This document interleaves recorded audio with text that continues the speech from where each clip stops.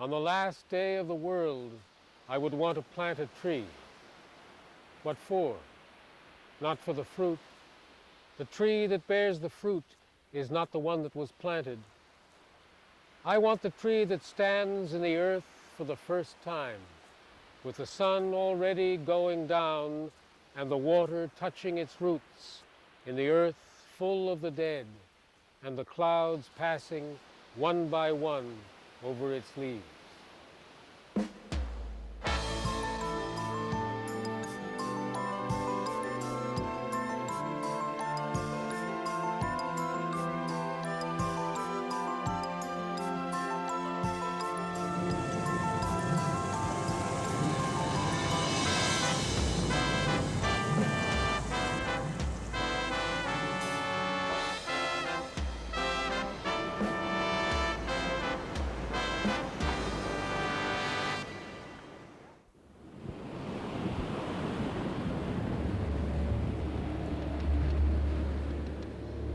The island of Maui, Hawaii. A lush tropical island of rainforests.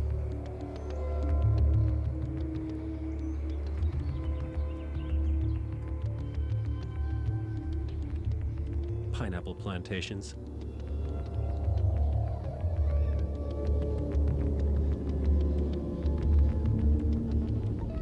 Volcanoes.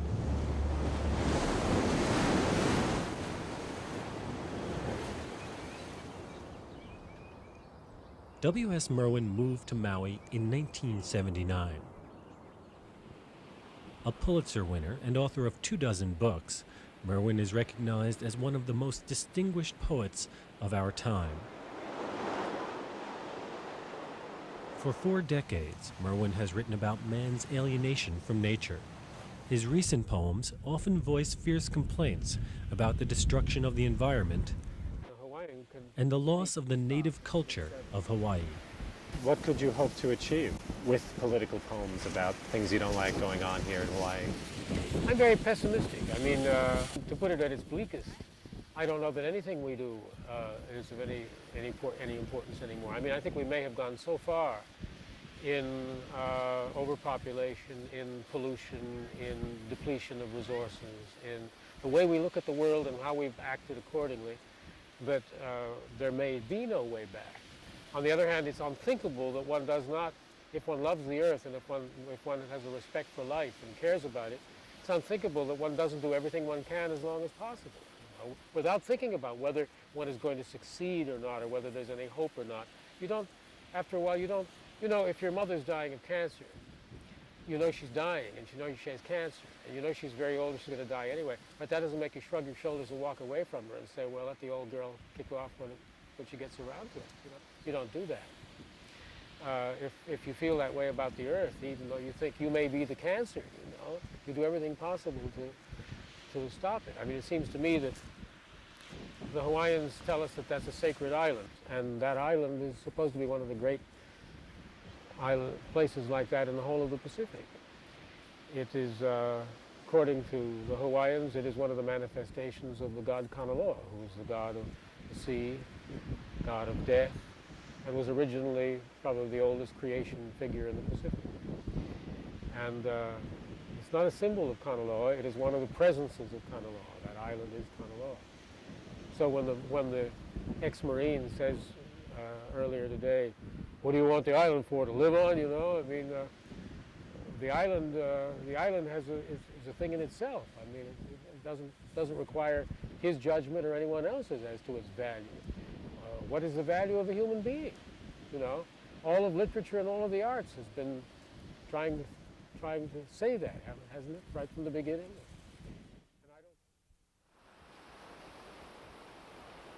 When he woke, his mind was the West, and he could not remember waking. Wherever he looked, the sun was coming toward him, the moon was coming toward him. Month after month, the wind was coming toward him. Behind the day, the night was coming toward him. All the stars, all the comets, all the depth of the sea, all the darkness in the earth, all the silence, all the cold, all the heights were coming toward him. No one had been on the earth before him. All the stories were coming toward him over the mountain, over the red water, the black water, the moonlight. He had imagined the first mistake. All the humans are coming toward him with numbers. They are coming from the beginning to look for him. Each of them finds him, and he is different. They do not believe him at first, but he houses the ghosts of the trees, the ghosts of the animals, of the whales, of the insects.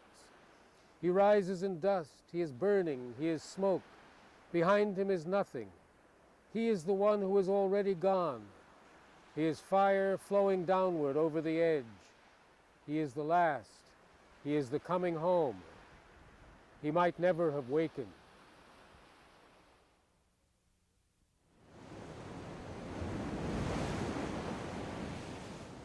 What is the value of knowing the native term for a thing in a place? I mean, you have a poem that talks about knowing the color of water, a word for that. These are terms that came out of, Nietzsche says somewhere, I think it's the genealogy of morals, language is shared experience. That's why, when you say someone speaks my language, that means I understand the experience that he's talking about. This is something that we have in common, You could make that very literal and say, we both speak English or we both speak Italian, but it also means we understand where we're both coming from. We both think of all the metaphors that are saying, the metaphoric ways of saying, they're all saying the same thing. And with Hawaiian, or with one of these languages that is an indigenous language, with Welsh, you have a language that grew up with the place, The language was developed in the place, and is developed to talk about that place. Every name has to do with a great deal of experience. It has to do with that place. And the language is, in a way, the place talking.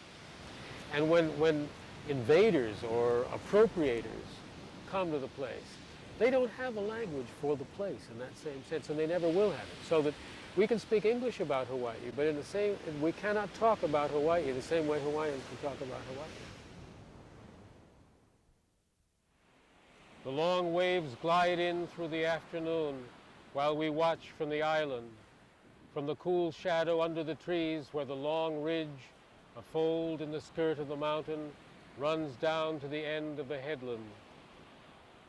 Day after day we wake to the island. The light rises through the drops on the leaves, and we remember like birds where we are.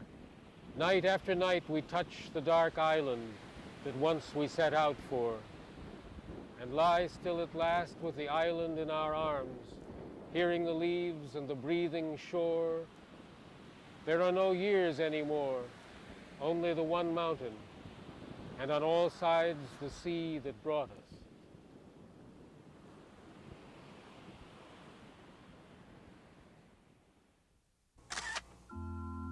William Stanley Merwin was born in New York City in 1927. His father was a Presbyterian minister. When he was still an infant, his family moved across the Hudson River to Union City. As a small boy growing up in this house, the manse at the top of the hill, Merwin began a lifelong fascination with nature. And I've heard it said, I know nothing about these things, but I've heard it said by philosophers that someone who is not a real philosopher has lots of thoughts, but a real philosopher has very few thoughts, and they're very focused, and everything keeps coming back to these, maybe even only one thought, that's right at the middle of everything. If one believed in such a theory, what would the images be in your life that you kept coming back to? Well, I don't know what all of them are, but I know that trees are one of them, and that the relation with the not even the non-human world, but the non-animal side of life. I mean, the green world is something that I don't understand, and that to me the emotional involvement there gets stronger as I get older. I mean, it's something that I can't express, and it's something that is as powerful as a family relationship, and it's so that something like the destruction of the rainforest, or the thought of the destruction of the forests, is a very painful one. Well, how did that image first take hold in your life? I mean, the sense of There were trees right here, you know, that when I think that I found this a very repressive, and when I look around, you know, I don't mean to badmouth anyone else's taste or architecture or way of living, but it looks to me like a very physically bleak and cheerless way of making houses and making a place to live in. You know? If I look at the much poorer dwellings of so-called primitive peoples, I don't have that feeling. I think very poor and very uncomfortable maybe, but it doesn't give me that feeling of bleakness. So that I think I felt that as a child, and I felt that a tree somehow was not part of that, and so I can remember one big tree back where that rose is, and that I used to go out and just stand by that tree, and there was something that I felt that I was in contact with. I wouldn't have been able to express it, of course. I didn't know why I was doing it, but I knew that when I stood there and was with that tree, I felt different. I felt better, you know, it felt good. And it was like having a friend, you know. It was Does that make any sense? Sure. That was a favorite tree. Was it an old tree? Yeah, it was a big tree. It's not there anymore, you see. But, and the first time I really remember becoming uncontrollably angry. I probably had as a baby, as an infant, you know. But in this very repressive upbringing, where I was told you never say no. Under no circumstances do you say. You're punished if you say no, whatever it's about. Some men came from the telephone company to trim that tree back there. And the moment they got the saws out and started touching the tree, I screamed and ran out of the house and started beating them with my fist and said, you have to let that tree alone. And they stopped. Faces are bending over me, asking why. They do not live here, they do not know anything. There is a black river beyond the buildings, watching everything from one side. It is moving while I touch the tree. The black river says no, my father says no, my mother says no, in the streets they say nothing. They walk past one at a time in hats with their heads down. It is wrong to answer them through the green fence. The street cars go by singing to themselves, I am iron. The broom seller goes past in the sound of grass. By the tree, touching the tree, I hear the tree. I walk with the tree. We talk without anything. Come late echoes of ferries, chains, whistles, tires on the avenue, wires humming among windows, words flying out of rooms. The stones of the wall are painted white to be better. But at the foot of the tree, in the fluttering light, I have dug a cave for a lion cave, so that the cave will be there among the roots waiting when the lion comes to the tree. In 1971, W.S. Merwin won the Pulitzer Prize in Poetry for his volume, The Carrier of Ladders. I would be here for a long period somewhere. Merwin gained widespread recognition and acclaim for his poetry in the 1960s and 70s while he was living in New York City in a small apartment here off 7th Avenue in Greenwich Village. I would never have thought I would be born here, so late in the stone, so long before morning, between the rivers learning of salt, memory my city, hope my city, ignorance my city, with my teeth on your chessboard, black and white, what is your name? Many of the poems that you've written that are set in New York and are about your time in New York paint this sort of bleak landscape. Was your life here as bleak as the poetry suggests? Despairing? I suppose that's the way I feel about cities, you know. I think that cities have displaced something else and put something much bleaker in its place. I think of an urban landscape as being angular and aggressive and relentless and competitive and all of those things. What type of impact did this environment, New York, have on your work, if you can analyze it? It's a hard thing to say. You know, when in Blake, there's a figure of Satan. Satan is the kind of center of a kind of energy. human energy indeed, which Blake regards with a mixture of revulsion and admiration. To me, I feel something in the same way about New York, the way Blake felt about Satan, I think, you know. It's a center of a kind of energy. It's a center of temporal energy of the world of time and of history, both human history and in the individual sense, and human history in the sense that is of the history of our society. And I have mixed feelings about that too, you know. It's wonderful. It's the source of so much that we can do and have done. It's also very, very destructive and murderous. And I don't think of it as the boundary of reality either. I mean, many urban people think that, you know, all of reality is urban reality. That's the only kind there is, which is, I think, got it completely wrong. I mean, the city is a part of something much bigger.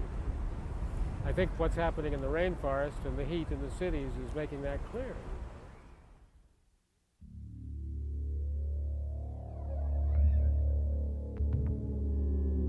Sunrise over the Haleakala volcano. To the early Hawaiians, the Polynesians who settled here around the year 500, this was a sacred place.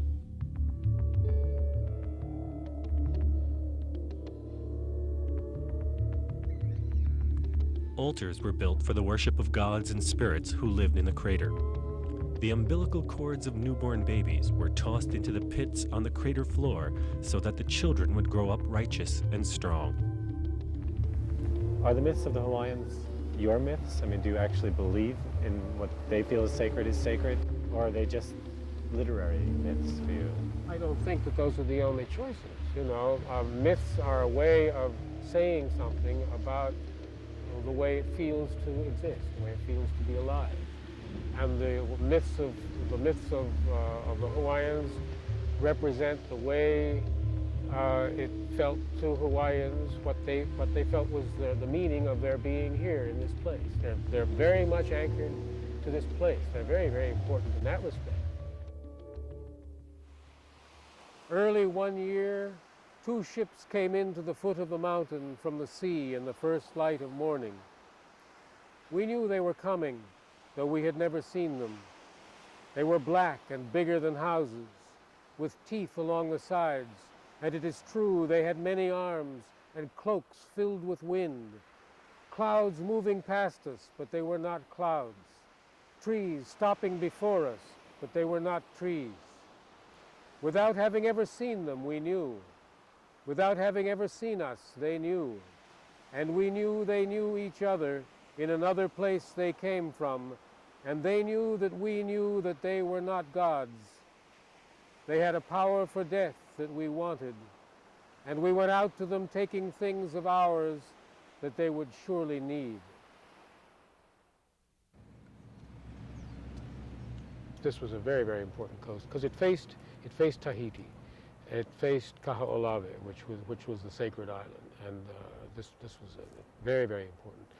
And if you see here, the way this place is built like a bowl, it's set in a bowl, and it ran all the way down to the sea. It was crossed by the King's Trail, which ran up the coast. And the canoes came in there, and obviously, you know, this place was of great importance. You see, it's very hard to explore Hawaiian remains. It's not like Greek temples where everything was built in marble, and you know, you find the pieces of marble, and with luck you can figure out exactly where they fit, or European cathedrals or something of the kind. Hawaiian remains are what Campbell talked about as, you know, the kind of culture that is built in soft materials. I mean, there's equally great civilizations did not build in these hard materials. The Hawaiians built temple platforms, but the temples themselves were built of bamboo and thatch, and lasted 20 years, and then they were replaced.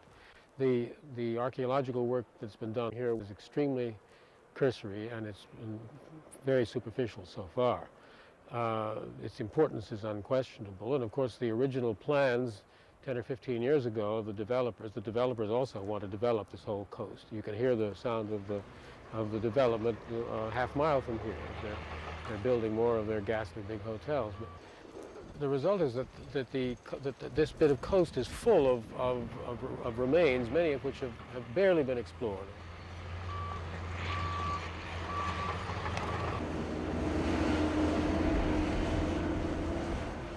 When all has been said, the road will be closed. When the old man has told of walking as a child on the road that the chief built long ago, and has told of his father walking with him and his grandfather when the road seemed to have been there always along the sea, and has told of everyone he knew and all his ancestors coming that way, it will be closed. When the children have begged to be able to go to the sea there as they do, without having to be rich or foreign, the road will be closed for the rich and foreign, and the children will wait on them where the road is now. Where the thorny kiave trees smelling of honey dance in their shadows along the sand, the road will die and turn into money at last, as the developers themselves hope to do. What is sacred about a road anyway? What is sacred about any place? What is sacred about a language? What is sacred? What will we need to love when it is all money? The rich will be rich, the foreign will be foreign on the closed road. They are on their way already. Their feet are the feet of ghosts. Watching them is like watching a ship leaving the shore and seeing that it will never arrive. So, in your estimation, what will be lost here if the developers have their way? I mean, if this gets made into another golf course and tennis and resort hotel? Who knows? What's ever lost in an archaeological site? You've lost a certain piece of knowledge about the past. That's certain. You've also lost something in yourself which had a respect for that. And you've put in its place a respect for profit. And each time you do that, I think you're diminished. I mean, you're diminished as a human being. When they start to wear your clothes, do their dreams become more like yours? Who do they look like? When they start to use your language, do they say what you say? Who are they in your words? When they start to use your money, do they need the same things you need, or do the things change? When they are converted to your gods, do you know who they are praying to? Do you know who is praying for you not to be there? The question I'm sort of getting to in a roundabout way is, what's the function of poetry? I mean, for you it is political, at least to some degree. Well, there are two answers to that one. The first of them is the real answer, which is I don't know. What's more, I don't think anybody knows. The second one is that it's an attempt to articulate what existence, what one's own, what my own life, meaning your own life, is all about. What it is to be alive. Putting that into language, the impossible thing to do.